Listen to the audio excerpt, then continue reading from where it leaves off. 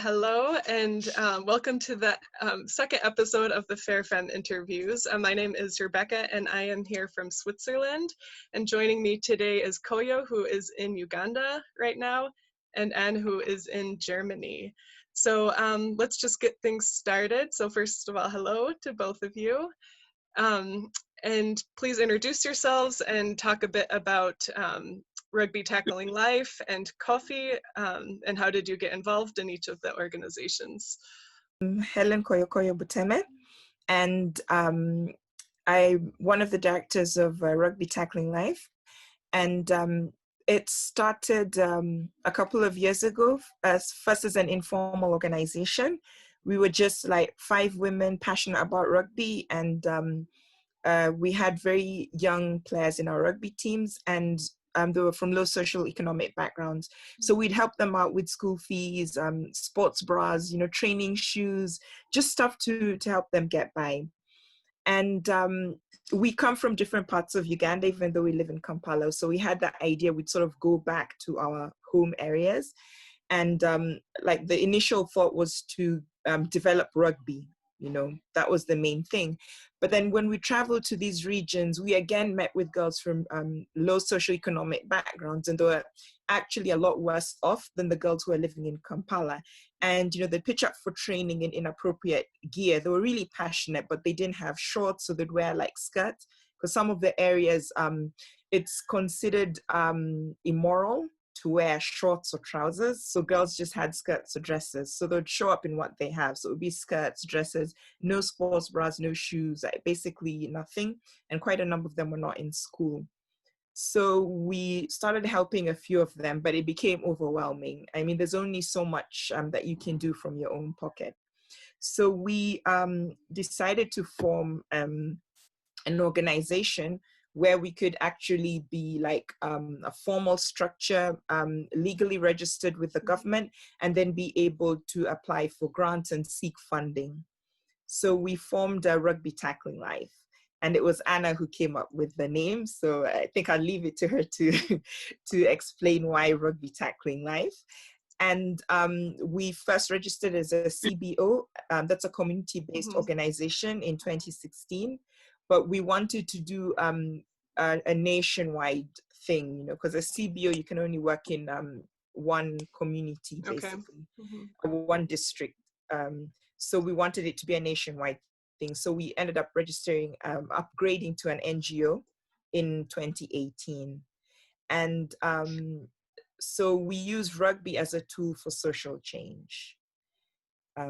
I don't know if you want me to go into it more. I think we'll cover some more details as we go on. Yeah. So Anna, if you want to kind of explain your background and how you got involved in Rugby Tackling Life. Sure. So my name is Anna. I'm from Germany, but I moved to Uganda in 2009, originally for 1 year, and then I stayed for 7 years. And I had never played rugby before. And then I started playing with the men's team in Entebbe, which was super great. I learned a lot. And then eventually I met Helen, and that's where I got my nickname, the fat one that can run from, which isn't an insult at all, which is actually a huge compliment. And we started playing together. And like Helen explained just now, it is... in Germany or in the rest of in many other countries, you do hobbies, you have sports to entertain yourselves in the afternoon, and it's you can make a lot of money with it if you're a professional.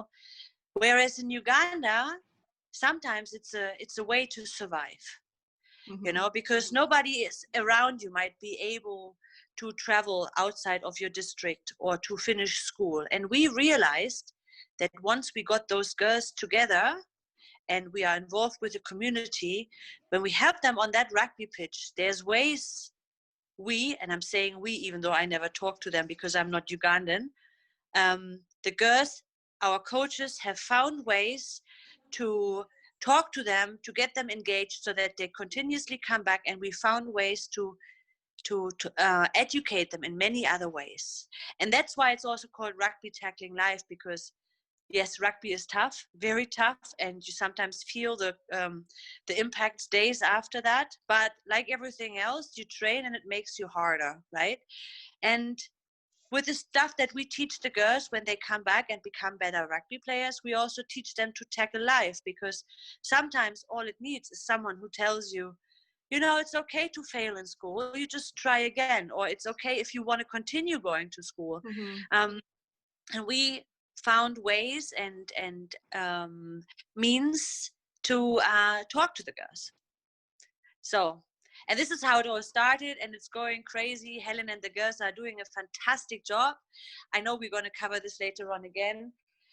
And yeah, and this is where also coffee comes in. But would you like me to talk about it right now, or should we cover coffee when we get to that? We can talk about it right now. Just a bit of Perfect. a background about that and what you're working on.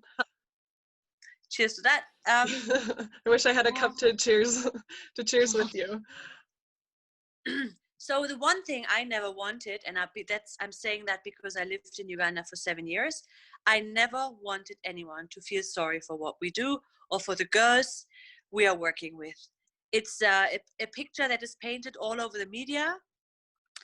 And I also didn't want any of us being portrayed as white saviors, because we are not. We are doing, us as foreigners, we are doing nada compared to what the girls on the ground are doing. So when we were talking about how we're going to support financially Rugby Tackling Life, we came up with the idea of, you know, developing a coffee, because at that point I had just set up a little cafe in Entebbe, and I met this rugby crazy woman empowerment supporter, Andreas of Great Lakes Coffee, and I asked him, can we develop a coffee that, you know, we support our rugby women with?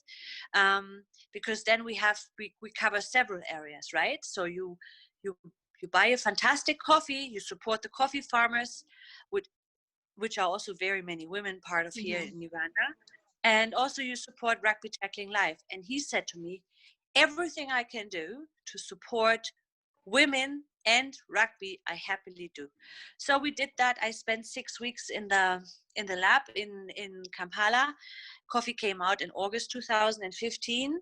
We've been selling it in Uganda, and of every bag that we sell, Great Lakes Coffee donates a certain amount to Rugby Tackling Life.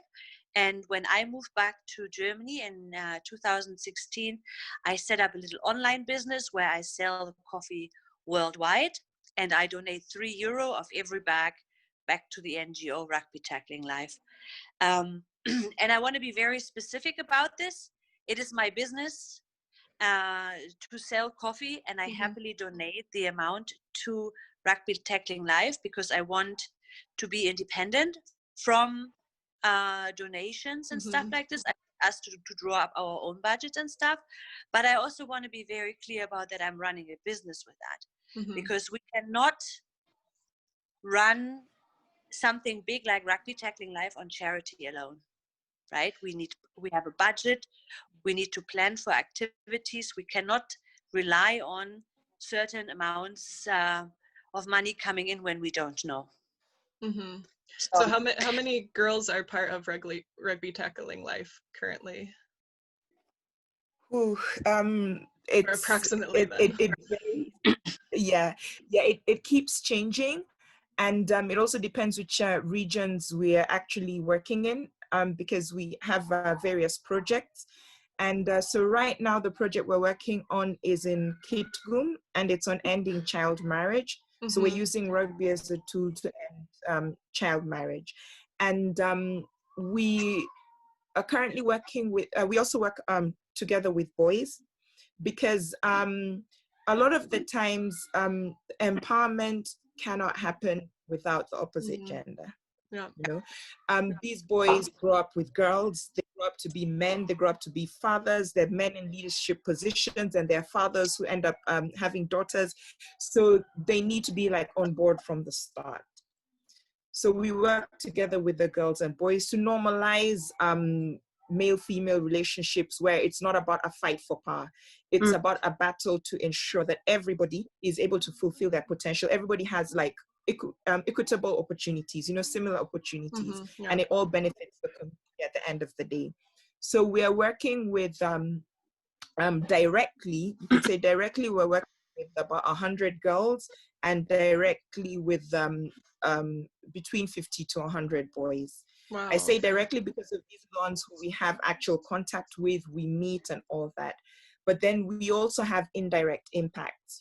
If we have a radio talk show, we may have not met with somebody, but we happen to reach out to people. Right. When people come to watch rugby games or rugby trainings, we also reach out to them in that way.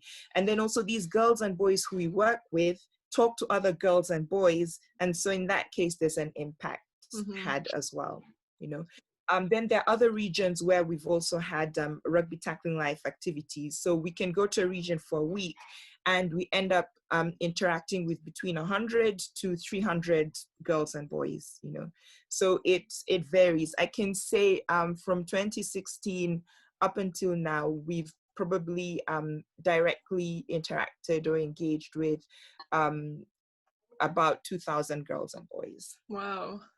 So Anna, you mentioned that you don't want it to be an organization that's just dependent on donations. So where are most of the funds coming from then?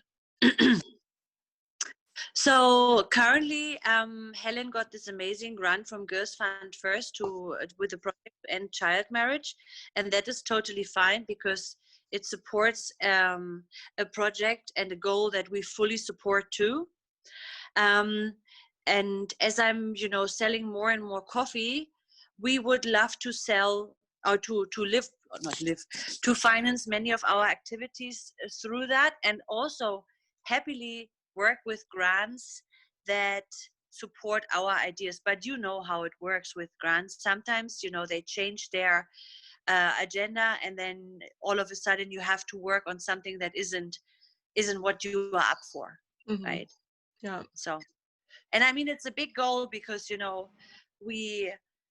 there's many things that we would love to do. We would love to support more girls with going to school, run more programs, hire more people. So for me, it is, always a big challenge to think of new ways to sell the coffee.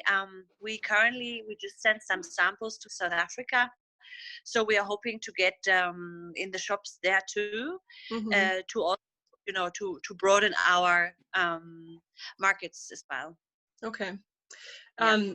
Now if we can just back up a little bit and talk about the general situation for girls and women in Uganda. So what is a typical path for a woman, whether that's in the countryside or in Kampala?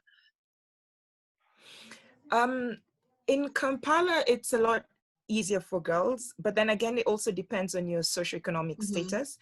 For the so-called middle class and the elite, girls have it easier. They're able to go to school, complete their education, like decide what they want to do with their lives. And is going to university then?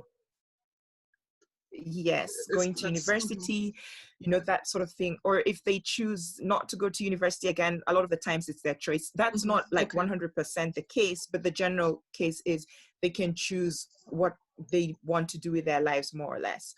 When you come from a low socioeconomic background, and typically those are girls who are in the urban, in the rural areas, you don't have that option. Sometimes it's finances that prevents you from having the opportunity to study because education is not really free.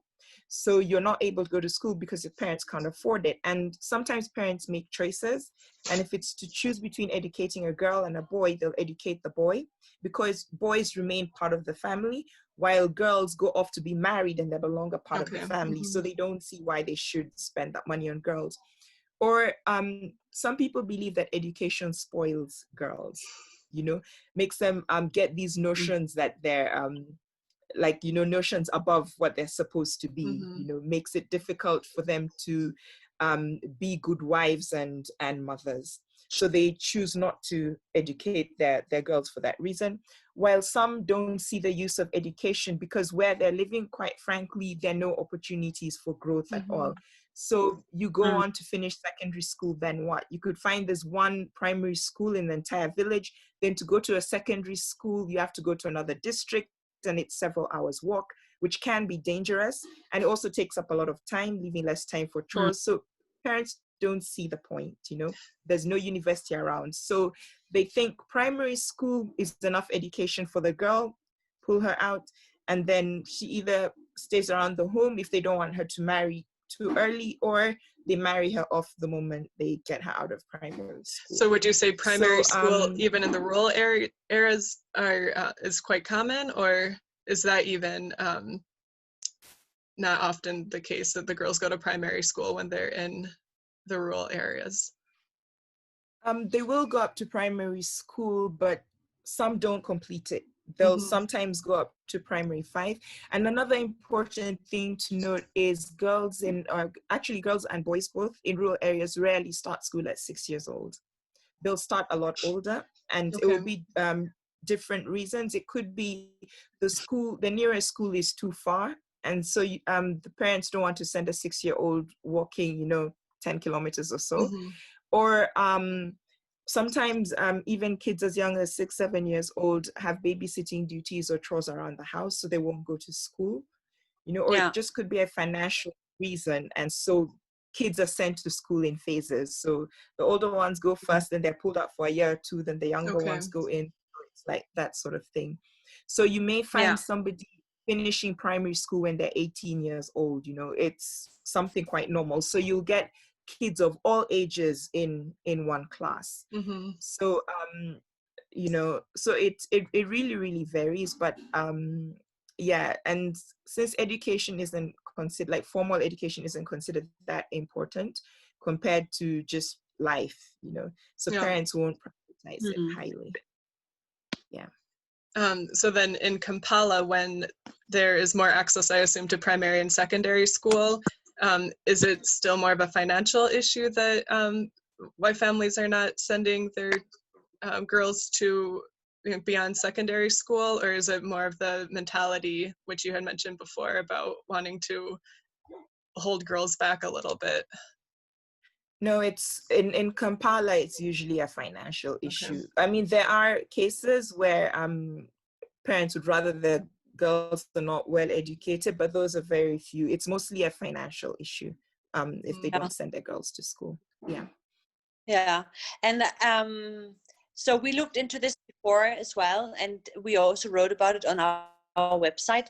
The issue that comes along with that is that, you know, it's not just that the kids get out of school sometimes at a very young age or at a lower age, but with 4 or 5 years of education. That means that all the other skills that kids learn at school, the life skills, are not being taught, right?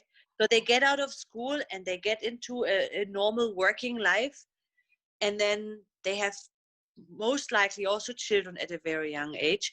So it's like a vicious cycle, right? And I'm very sure most parents want the best for their children. The issue is they just really don't know any better. And that is exactly the point where we are trying to intervene and saying in the communities and also to the girls, there are other alternatives. I don't think that any girl at 14 wants to be married, right? Most girls really want to finish school and do other stuff. If at a later age they decide to be married, to have children, so they should, right? Everybody has their own choice, but I'm sure that at 14, no girl ever wanted that. And how is it actually in the classroom? Would you say that girls are treated equally as boys in the classroom, actually, by the teachers and by the system in general? No, Uganda is a very patriarchal society. So, I mean, if even in Europe and the US and other parts of the world, girls and women are still fighting for equality. You can imagine how it is here, you know. So girls have to work extra hard, especially in class. And if you're like a very bright girl and you're performing better than the boys, extra attention will be paid to you. But generally, girls' issues, women's issues tend to get pushed under. The things we do is menstruation hygiene management, because it is actually an issue. And what we loved was that when we had these sessions, there were boys and men who requested to join in. you know. Okay. So they were not looking at it as a women only issue. So they Yeah. learned about menstruation, and they learned how to make reusable pads, because finances is an issue. So many girls are not able to access sanitary products. Either they're not there in the area at all, or they're there and they can't afford them. Mm-hmm. So it means skipping school when they have their period, or it means like skipping anything, any social function, like just basically Life home goes on stuck for hold, those basically. days. And exactly, life goes on hold. And so you find girls missing 3 to 4 to 5 days a month of school. Mm-hmm. So they get dispirited, you know. So some of them drop out completely. Then there's also transactional sex, which comes in, where girls will have sex so they can get money, so they can buy sanitary pads. Or some girls run away from home and get married, Mm-hmm. so that they can have a form of financial security, you know. Sometimes you can't blame families when you have so little money that you have to choose between food and medicine and sanitary products. Sanitary products comes way down, you know. So these are the sort of things which happen. So when you get men coming in and say, we want to learn about this too, you know, we have sisters, we are married, you know, so we want to help the women in our lives, you know, we want to understand more about women.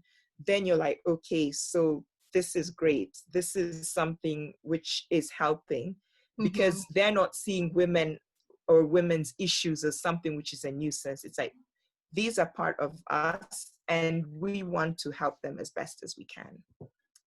Yeah.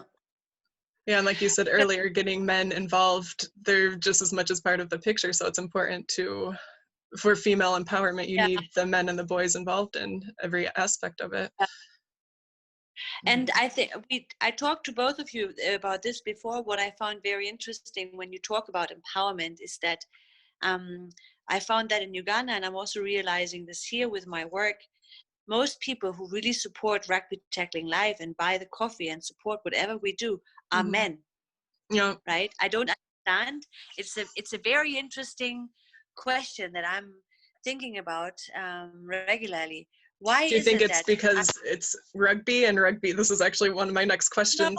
No, I think it is a general thing, because even in my work life, you know, outside rugby, even it does exist. The people who make it hardest for me and for others are mainly women. I found that very interesting. And what about in Uganda? I think one of the reasons why a lot of the times a lot of support, especially financial support, comes from men is simply because of men dominate like the finance structures in Uganda. I mean, men are the ones with the buying power, with the money most of the times, you know. And so it's easier for them maybe to give up part of their salary. Okay, maybe not easier, but I mean, when you compare to how many women earn enough money to put aside some, then it's men who have more of that buying power. And then another thing is that quite a number of the women also have their own issues to deal with. You know, they have their own struggles. So as much as they may sympathize or empathize, it doesn't go to now the financial aspect. And you find women help in other ways. It may not be financial, but they're willing to give up their time or their expertise in a certain area.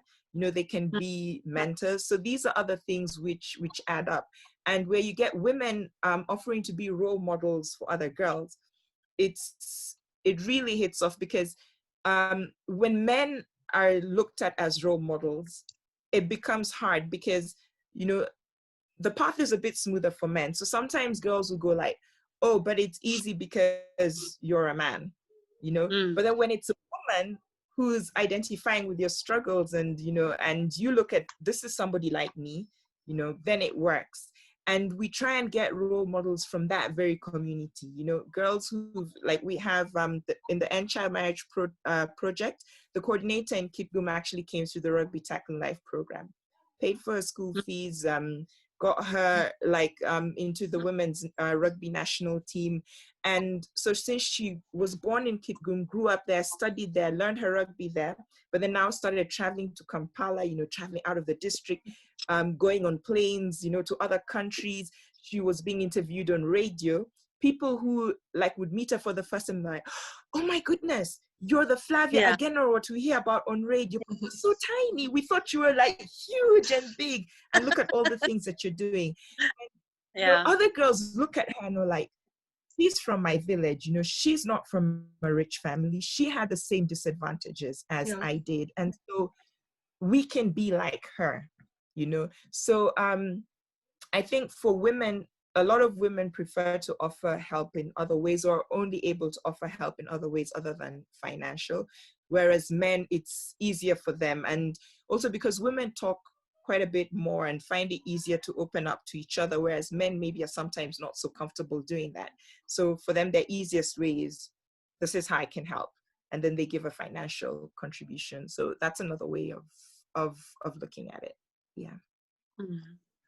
Yeah, good points. Let's talk a bit more about rugby in general, because for me, I think of rugby just as a very male-dominated sport and a very rough sport. So how did you each get involved with wanting to play rugby? And is it in general a popular sport in Uganda? And like, were girls playing it before you got involved with Rugby Tackling Life? Were they playing it like in their own villages, and then you came and joined them with the rugby, or did you introduce rugby into their lives? Funnily enough, again, like I'm one of the pioneers of women's rugby in Uganda. Actually, we're three pioneers, and one of the other pioneers is in Rugby Tackling Life. And so rugby is a very small sport in Uganda. It's a minority sport, a niche sport. It's actually considered an elite sport as well, because originally it was played in boys' schools that were considered elite schools. They were formerly like, because Uganda was colonized by the British, so they were formerly like colonial schools. And then eventually, so eventually now they're Ugandans in those schools, but still these schools are regarded as really elite schools. And so rugby is considered an elite sport, and it is considered a man's sport as well. Even up to today, if I mention that I play rugby, people are like, oh, but it's only men who play rugby. Exactly. And I'm like, well, I'm not a man. So that can't quite be true. So there was myself, and then the other pioneer of women's rugby in Uganda is called Helen and COOFFEEE. And so we started out like in 2003. And the game was just concentrated in Kampala, Then there's also my sister, Dr. Irene Binizi Namapi, and she joined us a few years later in 2006. And then Anna also joined us in this crazy rugby game. And then there's also Kate Wandisho, who's an American who was volunteering at an orphanage in Entebbe called Malaika House. That's where I volunteered as well. We'd introduced rugby to the Malaika House girls. And so she was wondering, like, why are these girls always so keen about this like sport, rugby? Yet she had an opportunity to learn how to play rugby in the US, but she was like totally into softball.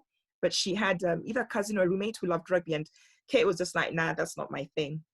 But now she was like, these girls like seem so crazy about this game. It just turns them into something else. So why don't I just go along with them and see what it's all about?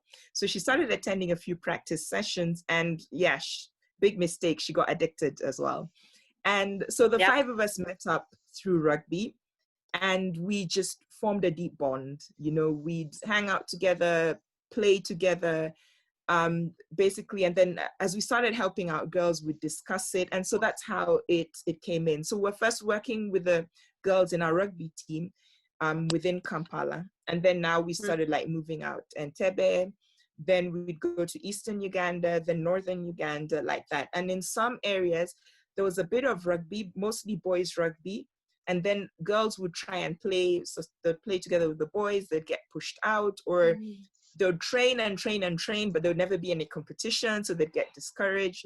So it would vary. Some areas would go and they'd never ever seen a rugby ball, never seen a rugby game, and they just thought it was totally weird. But once we taught them the game, they fell in love. Other areas had rugby, but girls were neglected. So we went in and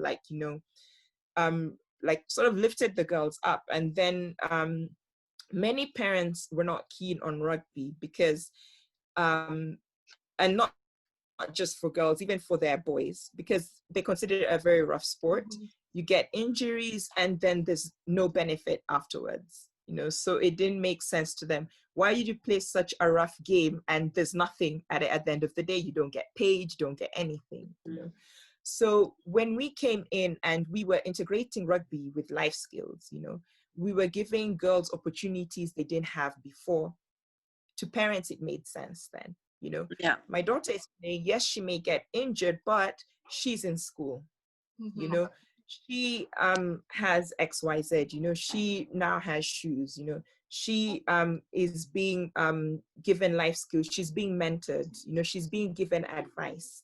So then to parents, they were like, this makes a lot of sense, you know, and they were like, okay, this is a game I'd love you to play. So now especially mothers would encourage their daughters because of what they saw rugby to offer, you know. For quite a number of mothers, they don't want their girls to get pregnant early because they know the poverty and the stress and all that comes with it. So since in Rugby Tackling Life, we're trying to discourage girls from getting pregnant early, you know, from getting into inappropriate relationships. They're like, this is something we'd like our daughters to be part of. And then when you pay school fees for somebody's daughter, they're like, wow, why shouldn't my daughter be part of this, you know? And then for those who are able to pay school fees for their daughters, the fact that we're helping other girls, you know, is something which makes them say, this is something we want our daughters to be part of, because they're growing as individuals, you know.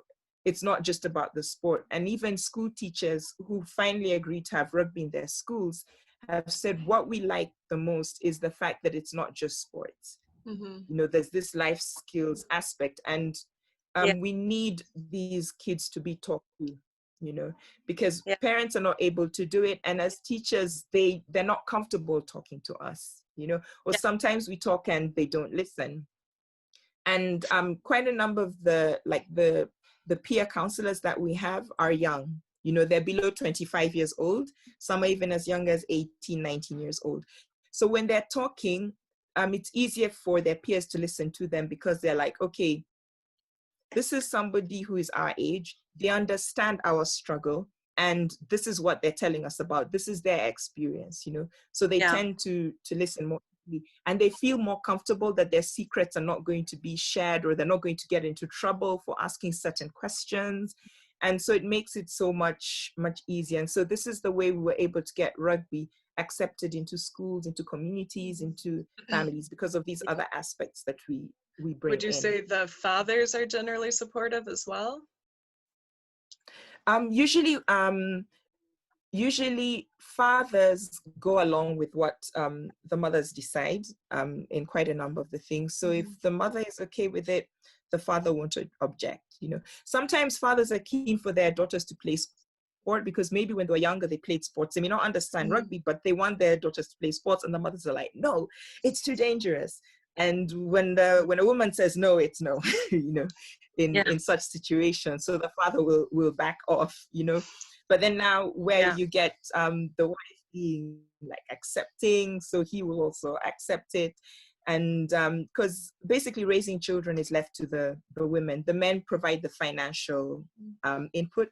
And so a lot of the times we ensure that the girls have the appropriate gear. So then the fathers are not being asked to spend money. So they don't really have a reason to object. And then again, if you pay somebody's school fees, that's one less kid whose fees he has to pay, which is taking off some of the financial burden. So he's not going to object either. So it's basically families are seeing that they benefit as a family as well when these daughters are being helped. And so that's what helps as well. And I think I'd like to add 2 more points to that. And the first one, what I always loved very much about rugby when I started playing, because originally we started 15s rugby, every body shape is totally perfect. As long as you can run and carry your own weight, you can play rugby. And that is, I've never found this with any other sport, because you're either too tall, too fast, too small, too ba ba ba ba ba. And that is not the case with rugby. And I love that. And then also because, you know, when you play rugby, you cannot be shy and quiet. You become, I wouldn't say loud necessarily, but you become assertive, because you need to ask for the ball. You need to demand for the ball. You need to direct your teammates on the rugby pitch. And once you know how to do that on the rugby pitch, you can also do that in life. And that doesn't mean that we are trying to bring up young girls who are, you know, who are talking back to their parents or whatever, but we want to bring up young girls who can, in certain situations, say no, and say no with a voice that the opposite person can accept that. And I love that idea, because I saw the Malaika House girls. Rebecca, you also know them, how shy and timid they were in the beginning. Yeah. And now you're like, oh my goodness, what happened? And that was going to be my next question. Which like soft skills do the girls learn through rugby? So I assume teamwork and independence and assertiveness, but could you each expand a bit more on what skills the girls have really developed by learning the game of rugby? Of course, the obvious one is teamwork, because you get girls from different socioeconomic backgrounds, different cultures, and different ages, you know, and then also different abilities. But it's a team, so you can't leave anybody behind, you know. So what happens is, like, if somebody is struggling with something, then the other girls find ways to help that person, you know. And it ranges from you struggle with passing the ball, you know, why don't you come 30 minutes earlier before training and I work with you?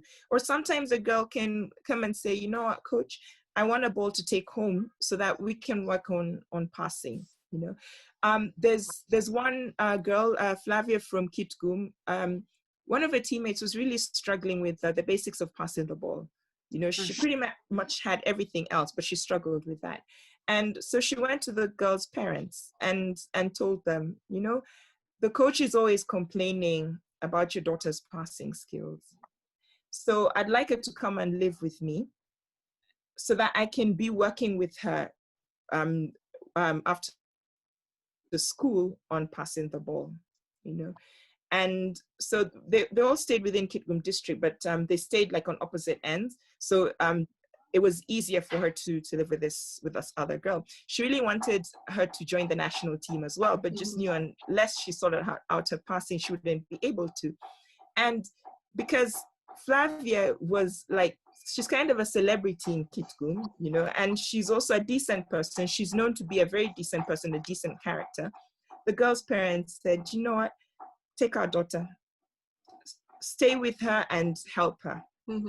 So Flavia stayed with her for 2 months, and her passing skills really improved, and she developed a bit more confidence, and she ended up making it onto the national team to travel to Hong Kong. So cool. And the girls' parents were overjoyed, you know, and they were like, wow.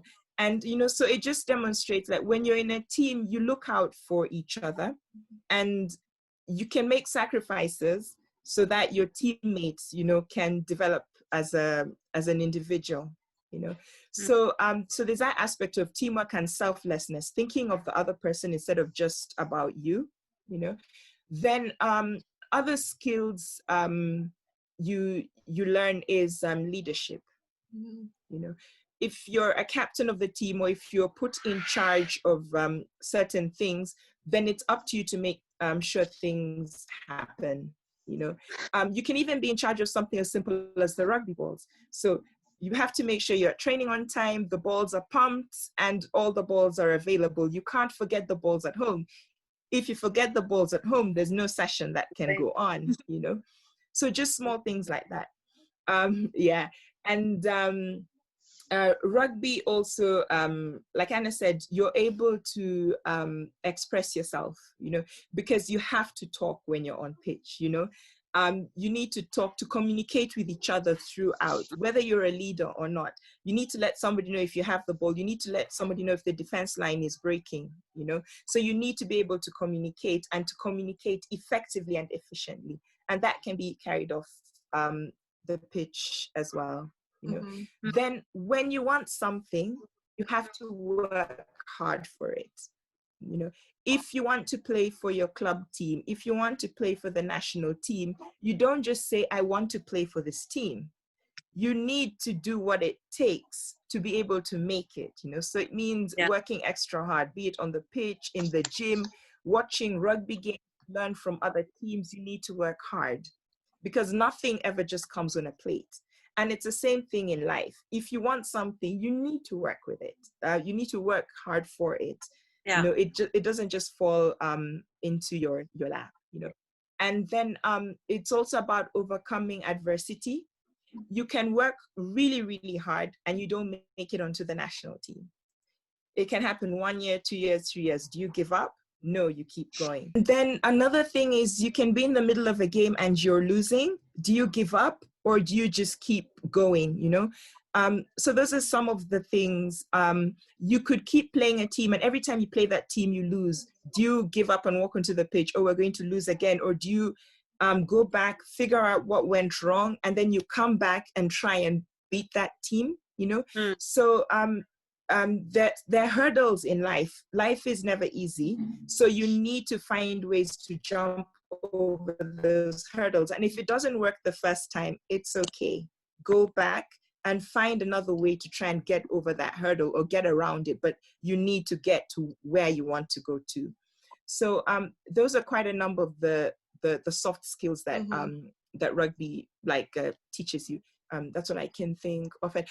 Oh, then just the aspects of respect, you know, respect for your teammates, respect even for the opponents, and then respect for the match officials, you know.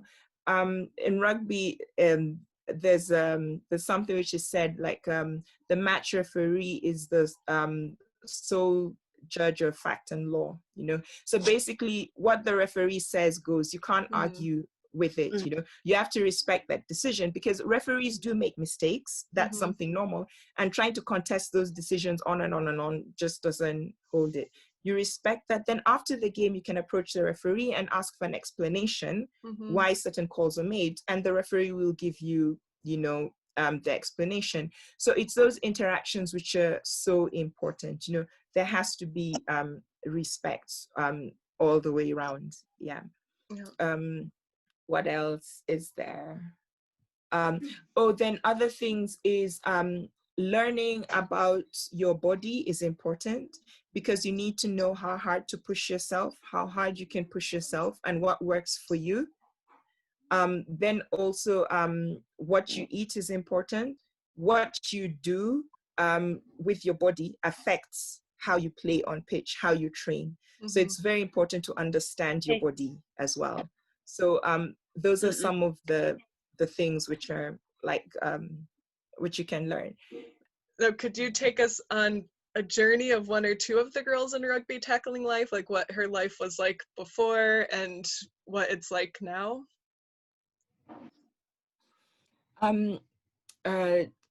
The first example I can give is of Flavia Generwat. I've been speaking about her quite often. I first met Flavia in 2014, and that's when we had an opportunity to have under 19 girls traveling from different parts of the country to Kampala to cut and raise a women's.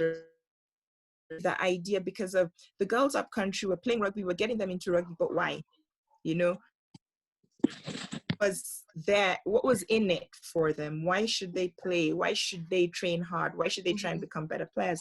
So so we had girls from different areas of Uganda, the east, the west, the north, traveling to Kampala. And what I did was I got in touch with coaches in those regions and asked them to send me like their best players, you know, players who they thought had potential to play for Uganda. And so Flavia was one of the players who was sent from northern Uganda out of 4 girls. And she was very, very quiet, very, extremely quiet. Just like sort of kept to herself and didn't talk unless you talked to her. And you'd really only notice Flavia on the rugby pitch. You wouldn't notice her off the rugby pitch. And so that was in 2014. That was my first interaction with her. Then in 2015, I actually visited Kitgum, and I met Flavia again. And it was the same thing. She was a quiet person, but when it came to like the rugby drills and all that, she just stood out, And I looked at her and I was like, wow. She was aggressive. She would just put in 100%, and she just wouldn't give up. And so I asked the guys in Kitgum to give me more information about her, what she was doing, what her like future held. And they told me that she was supposed to be in Form 4, and but they didn't think that she would actually go to school that year. It was the beginning of the year.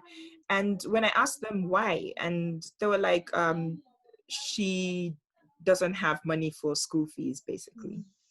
And when I asked how much the school fees was, I was horrified. Like, it was such a small amount of money, an amount of money which we'd carelessly spend like in a weekend out with friends. When I traveled back, I sent money the following day late in the afternoon, and it was received just before the banks were going to close. The banks closed at 4, and I think I sent the money at 3:45. And so they told Flavia, oh yeah, that coach Helen has sent your money for school fees, but it's getting late now. By the time we go and withdraw it from the mobile money agent, then you go to bank it, it will be too late. So maybe you bank the money tomorrow. And Flavia got hold of the guy I had sent the money to and dragged him to the mobile money agent place, withdrew the money and ran to the bank, got there just before 4, and was able to pay the school fees.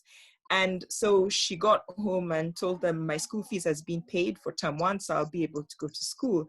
And her main worry was like, when girls are pulled out of school, they're usually married off, and she didn't want to get married. She had plans. She probably wasn't like 100% sure what, but it wasn't getting married. She wanted to play rugby, which she had like been introduced to the previous year, and she basically just wanted to be an ordinary teenager. And she just kept on proving to be an outstanding player and growing as an individual, until like now we had and she turned out to be like a natural leader.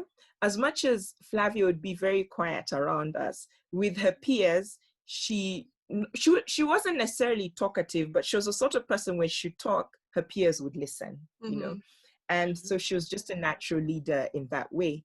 And so we started involving her in Rugby Tackling Life activities. So we sent her for a life skills training where she learned how to run life skills sessions, reproductive health sessions, and learned about menstruation hygiene management.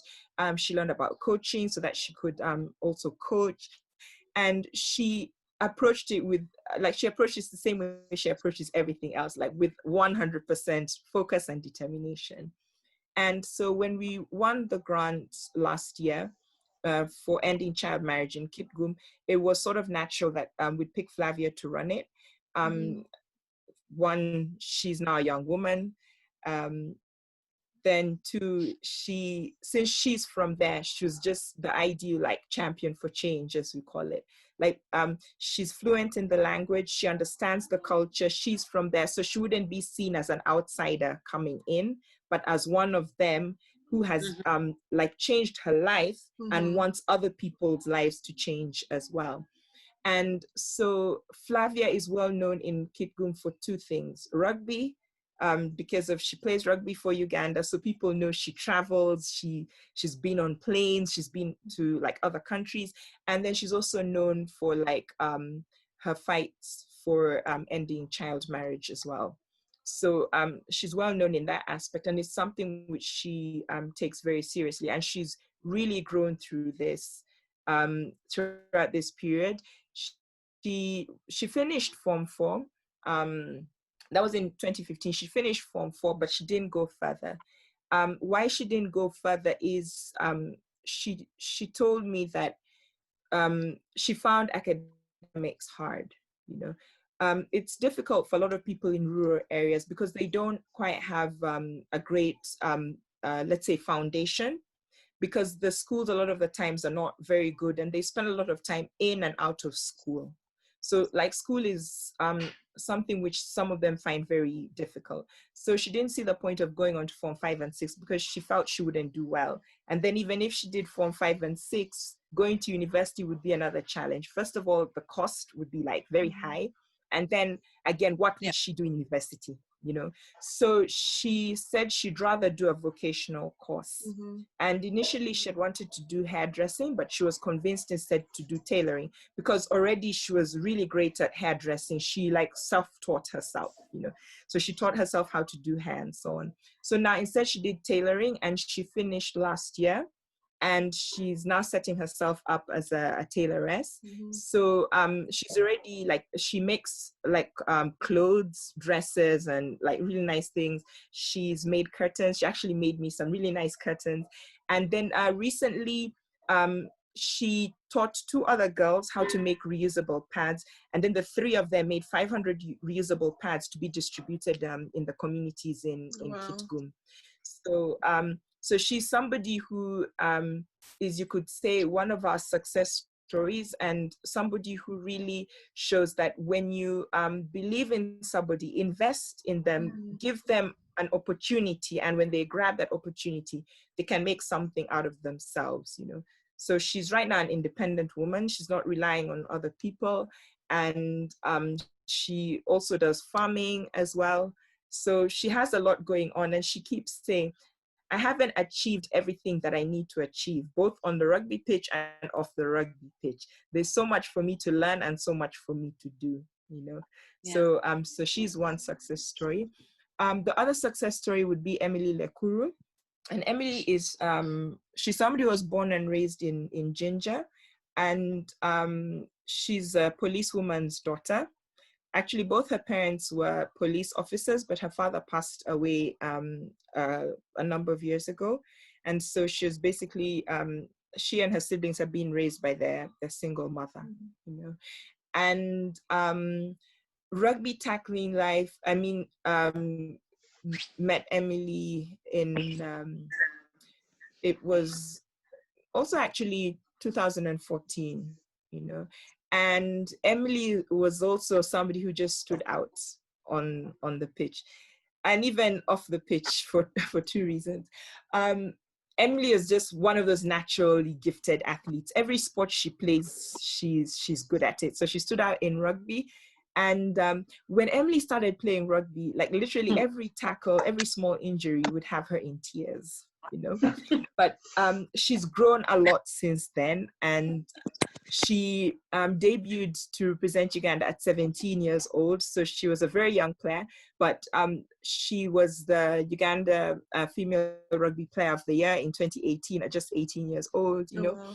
And she's a sort of person, when she's on your team, you're like, yes, you know, she's going to destroy the opponent. But now, so like Emily coaches kids in her community, you know, kids in the police barracks and in the like general community that she stays in. And kids look up to Emily because at 14 years old, she traveled to Nairobi to represent the under-19 team. It was her first time like to travel to another country, and people are like, oh my goodness, you are traveling out of the country. Yeah. You're going to Kenya, you know. So it was a really big thing. And until like finally she stepped on a plane in 2017. And so she's a huge role model in her community. And so she coaches kids. And at the same time, you know, you get girls talking to Emily and asking, what do I need to do to succeed? You know, what do I need to be like you? You know, yeah. And she also was able to balance academics with rugby. You know, she performed very well in her Form 6 exams. She had, I think, an A, a B, and a D. And so gained admission to university as well. So she's currently in her first year of university, though that's not happening because of the corona pandemic. What will she study? she's studying a Bachelor of Science in Accounting. Oh, okay. Yeah. So that's what she's doing. And so she's showing people that you can actually combine sports with academics. It's possible to do both, you know, and that if you work hard, you can achieve. Last year, Emily went to New Zealand, and she was on an international rugby program at St. Bede's College for 3 months, you know, and that was both because of rugby and academics, because it's basically studying rugby, and you know, you need to have a certain level of academic competence in order to attend such a program. And you also need to be an outstanding rugby player to earn a place on that program. And so, you know, there's all this like, wow, Emily was in New Zealand because of rugby, you know. And so, yeah, like I said, she's a role model. She coaches kids and she mentors kids as well. And she's an example of overcoming like the circumstances that you're in, you know. Police officers do not earn a huge salary in Uganda, but Emily has been able to like finish her education and go on to a tertiary education, as well as play rugby, represent Uganda and play internationally as well.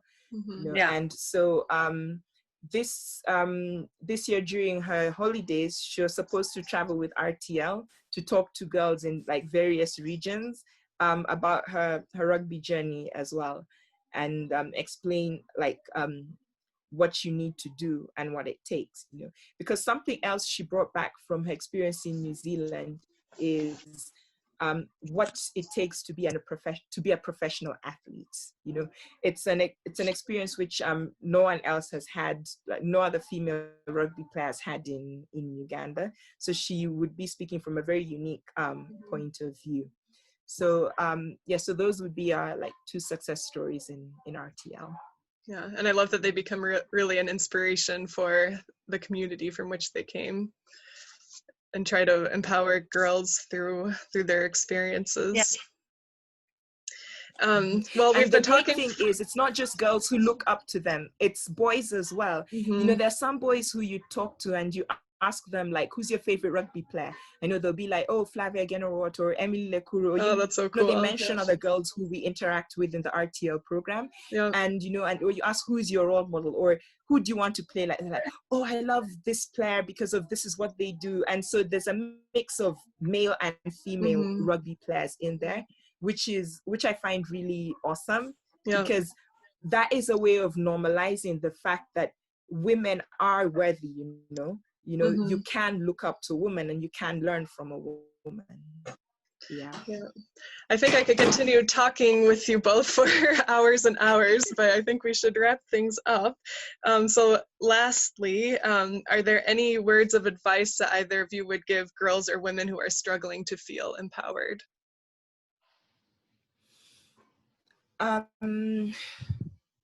What I would suggest is look at your struggle, draw inspiration from other people's struggles, but don't try and copy them exactly, because of your struggle can never be exactly the same as somebody else's, because their circumstances would be different. And then even your character as an individual would be different. So I'd advise people to learn from others and then chart your own journey, and never be afraid to ask for help. You know, the more people you ask help from and the more opinions you get, the easier it is. And what works for somebody else may not work for you. So you don't have to follow exactly what other people do, but you can pick what works for you from other people's experiences. You can adapt it, you can change it, and make it into something that works for you. And don't only look to women. There's a lot men can offer as well, but never allowed to be talked down on, either by a man or a woman, you know. And I think the most important thing is, if you believe in yourself, others will believe in you. And if somebody believes in you, don't doubt it. There's a reason why they believe in you. So find out why, and then get that belief in yourself as well. Yeah.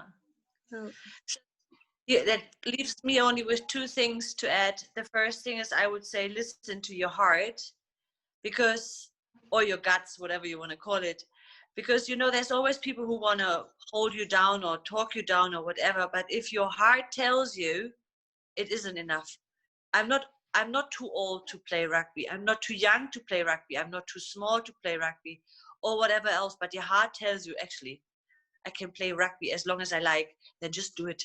Mm-hmm. Right? And the second piece of advice would be, like Helen also just mentioned, find your tribe. Find the right group of people that even when you mess things up, they still support you. Because it's very easy to find people who will tell you whatever you're doing is wrong, bad, blah, blah, blah, blah, blah. It is very hard to find the right tribe who tells you, go, keep on going, we have your back, you will grow, we will grow together. And there's this fabulous African saying which says, if you want to go fast, go alone, but if you want to go far, go together. And I love that idea. And that goes, I think, for every woman. Yeah. Such good words of advice from both of you. Thank you so much. It was a good conversation, and like I said, I could continue this for hours and hours, but I know we all have other things we need to continue on to today. So yeah, so we'll keep in touch then. For sure. Okay. Yeah. Thank you, Rebecca. All right, It was thank lovely you. chatting. All right, bye-bye. All right.